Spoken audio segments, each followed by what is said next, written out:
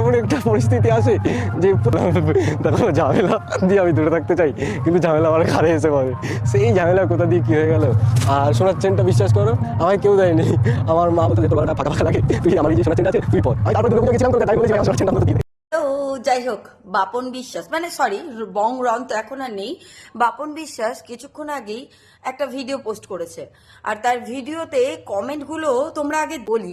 সেই ভিডিওটা দেখার পরে আমি নিজেই অবাক। আমি প্রথমে আমার কাছে নোটিফিকেশন এসেছে যে সে ভিডিও পোস্ট করেছে, এবং আমি ভিডিওটা গিয়ে রীতিমতো দেখতে শুরু করছি, কিন্তু মুখে শুধুমাত্র একটা কথাই শুনছি, ঝামেলা ঝামেলা ঝামেলা ঝামেলা ঝামেলা।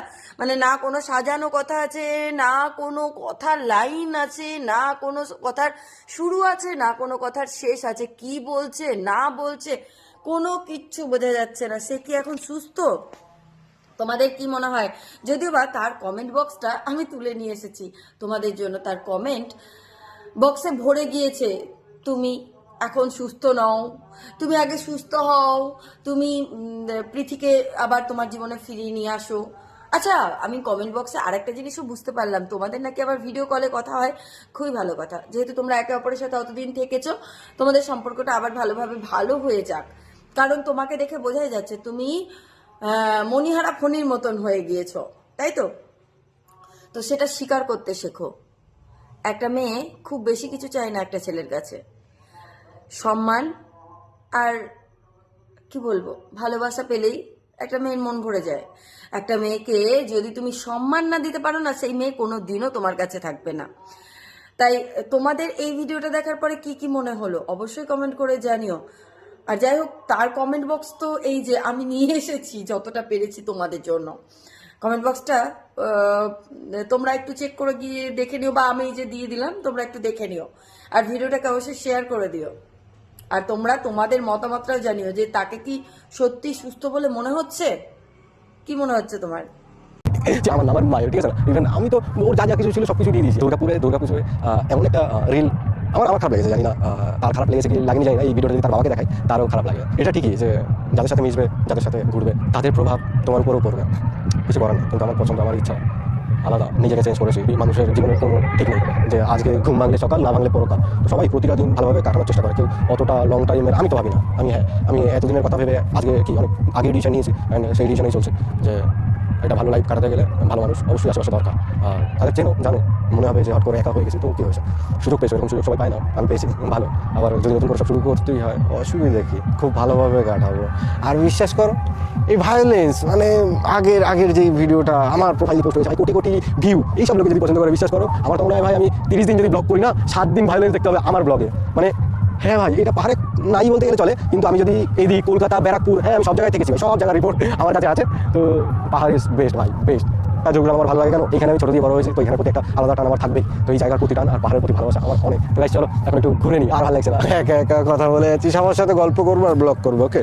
আর বাবা গো, আমি যখনই বুঝে নিয়েছি ভাই, মেয়েরা চাইলে কাউকে বাঁচাতে পারে আর কাউকে মারতে পারে। Hey guys, welcome back to our channel. আমি বাপন, আর তোমরা দেখছো বাপন বিশ্বাসের লাইফস্টাইল। এর আগের দিনও ব্লগ শুরু করেছিলাম, ভাবলাম একটু লাইফস্টাইল কিছু দেখাই। আমার ঝামেলা যাই হয় সেটাই শুনি ভাই, বঙ্গনের সাথে মারামারি হয়েছে। না ভাই, এরকম কিছু হয়নি। আমি ঝামেলা দিয়ে দূরে থাকতে চাই, জানি না কেন ঝামেলা আমার ঘাড়ে এসে পড়ে। নিজেকে ভালো লাগে যে হ্যাঁ অনেকে আমার গায়ে হাত তুলতে পেরেছে, আমি আর কারোর গায়ে হাতটা তুলি না। তো ঝামেলা দিয়ে দূরেই থাকি। কিন্তু এই লাস্ট 1 বছরে যা যা ঝামেলা দেখেছি না ভাই, নেওয়ার মতো না। ব্যারাকপুরে গিয়েও ভাই বাজে কন্ডিশন ভাই, ব্যারাকপুর দিয়ে চলে যাচ্ছি বগুড়া, দেখছি ভাই কি বাজে ভাবে মারামারি, মানে আমি বাঁচাতে শেষ হয়ে যাচ্ছি। তারপরে আমি ঠিক করেছি ভাই, আমি ঝামেলা যদি শুনি দূরেই থাকবো, ঝামেলা আমার লাইফ দিয়ে যাচ্ছে না। তাই আমি ঠিক করেছি এর মন খারাপ বসে থাকলে হবে না, ঝামেলাকে নিয়েই এগোতে হবে আর ঝামেলা অ্যাভয়েড করতে হবে। এর আগের দিনও আমি অ্যাভয়েড করে গেছি ভাই, দুঃখ আমি কোনো ঝামেলা নেই, আমি বাঁচতে দাও। আমি ভাই ঘরের মধ্যেই থাকছি, নাহলে বেরোলেই ভাই কেমন ঝামেলার সম্মুখীন হয়ে যাচ্ছে। এর আগের দিন ভিডিও শুট করতে যাচ্ছি ভাই, হট করে এমন একজনের সাথে দেখা হলো, আমি বলছি ভাই দাঁড়া ভাই, মোটামুটি ওইখান দিয়ে রেলগেট মানে পালাচ্ছে, দাঁড়ালো। দাঁড়িয়ে আমি বললাম ঠিক আছে ভাই, এই জায়গাটায় চ গিয়ে কথা বলি, ওই জায়গাটা ঠিকঠাক মনে হয় না, কথা বলি। তো ওইখানে যাওয়ার কথা হয়েছে, আবার একটা রাস্তা দিয়ে ও হট করে দেখছি আবার পালাচ্ছে, আবার টার্ন নিয়ে নিয়েছে। তারপর আবার গেলাম ভাই, জিজ্ঞাসা করলাম ভাই চোরের মতো পালাচ্ছিস কেন? বিশ্বাস কর ঝামেলা করার কোনো ইচ্ছা নেই, আমি ঝামেলা দিয়ে দূরে থাকতে চাই, কিন্তু ঝামেলা আমার কাছে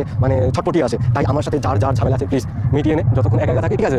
নাহলে ভাই সেই কেমন জানি মনে হয় ঝামেলা জানি, আমি ঝামেলা চাই না, ঝামেলা চলে আসে বা ঝামেলা হয়ে যায়। লাস্টে ক্যালকুলেশন করলাম, হ্যাঁ ভাই এরকমটাই তো হয়েছিল। ঝামেলা তো আমি মানে ছিলামই না, একজনকে মারছিল আর একজনের কাছে কল আসছিল, আর আমি বাঁচাতে যাবো কথা হয়েছিল। আমি ভাবলাম ভাই যে রক্ষক সেই ভক্ষক করছে, আমি কোথায় বাঁচাতে যাবো? তারপরে এমন একটা পরিস্থিতি আসে যে প্রচুর বাজে কাণ্ড। আমি বললাম জি নাম না যাবে না, আমি বললাম দেখো ঝামেলা। আর বাদ বাকি সব কেটে আমি ডিলিট করে দেবো। ব্লগ বড় করার দরকার নেই, নিজেরও পার্সোনাল লাইফ আছে এখন। ব্লগ আছি। আর কি করবো, পোস্ট করলে তোমরা ভাই এত আমার ভিডিও পছন্দ করছো, ওফ করতে হবে, কারণ সে পালিয়ে বিয়ে করছে। আর আমি এইটা নিয়ে বেশি টেনশনে আছি ভাই। আমি ব্লগের শুরুতে বলতে বলতেই ভাই ব্লগেই ঝামেলা হয়ে গেল। আমি ভাবছি ভাই পালিয়ে বিয়ে এইখানে, ভগবান প্লিজ তোমরা একটু প্রার্থনা করো এই ঝামেলা জানি না হয় ভাই। তো গাইজ, পালিয়ে বিয়ের ব্লগটা আমার মনে হয় না করাটা ঠিক হবে। জানি না, আমার যদি এখন দেখো ব্লগ করতেই হয়, লাইফস্টাইল করতেই হয়, লাইফস্টাইল কি, আমি যেমনভাবে দিন কাটাচ্ছি, আমি যেমনভাবে চলছি ফিরছি, আমার সাথে কি হচ্ছে না হচ্ছে, এইগুলোই হচ্ছে গাইজ। তোমরা যদি দেখতে চাও আমি ব্লগ করতে রাজি আছি। আর কি করবো, পোস্ট করলে তোমরা ভাই এত আমার ভিডিও পছন্দ করছো, ওফ। আমি ফেসবুক খুললেই বংরন ও যে মারা গেছে সে তার কথা বলছি, আমার কথা কেউ আলোচনাই করে না, কারণ আমি ভাই প্রচুর খারাপ একটা মানুষ, আমার দিয়ে খারাপ মানুষরা প্রচুর দূরে থাকবে। চলো গাইজ, আজকের ব্লগটা এই পর্যন্তই। ভালো লাগলে লাইক কমেন্ট শেয়ার, আর দেখা হচ্ছে নেক্সট ব্লগে। আর জানি না নেক্সট ব্লগ কবে আসবে, কারণ পালিয়ে বিয়ের ঝামেলা, প্রচুর টেনশন। ভগবান বাঁচিয়ে নিও। আমি অনেকবার বারণ করছি দেখ পালিয়ে বিয়ে করার কোনো দরকার নেই, বিয়ে করার দরকারই নেই। তারপরে আমি পালিয়ে বিয়ে, মানে বিপদের পরে বিপদ দিয়ে আবার পালিয়ে বিয়ে। তখন আমি কিছু করার নেই। দেখো এখন যখন হয় না যে দুজন ঠিক করে ফেলে বিয়ে করবে, তো ভাই ও বিয়ে কেউ আটকে পারবে না, কেউ না। বিপদে যতটা পাশে থাকা যায় আর সেটা বিপদের দিন না হয়ে জানি একটা ভালো দিনে পরিণত হয়, তার জন্য আমরা আপ্রাণ চেষ্টা করবো, কোনো চাপ নেই।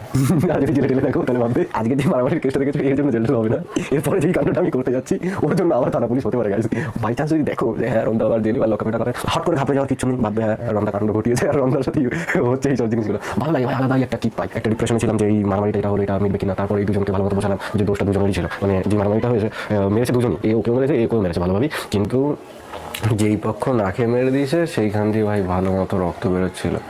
তো কাকু তাড়াতাড়ি ভালো হয়ে যাও, পালিয়ে বিয়ে মোটামুটি যারা দিয়েছো তারা জানো যে ভাই কত ধরনের রিস্ক। আর সব দিয়ে রিস্ক কোথায় জানো তো, মেয়েরা ভাই প্রচুর বাড়ি খাই। আগের একটা বাড়ি খেয়ে গেছিলাম, কি জানো, মেয়েটা ভাই পালিয়ে বিয়ে করলো ভাই, সব ঠিকঠাক, মেয়েটা ছেলেটাকে ছাড়বেই না, সব বিয়ে হয়ে গেল, 2 দিন থাকলো, 3 দিনের পর মেয়েটা পাল্টে গেল। হ্যাঁ ভাই, মেয়েটা পাল্টে গেল আর আমার মাথা ঘুরে গেল।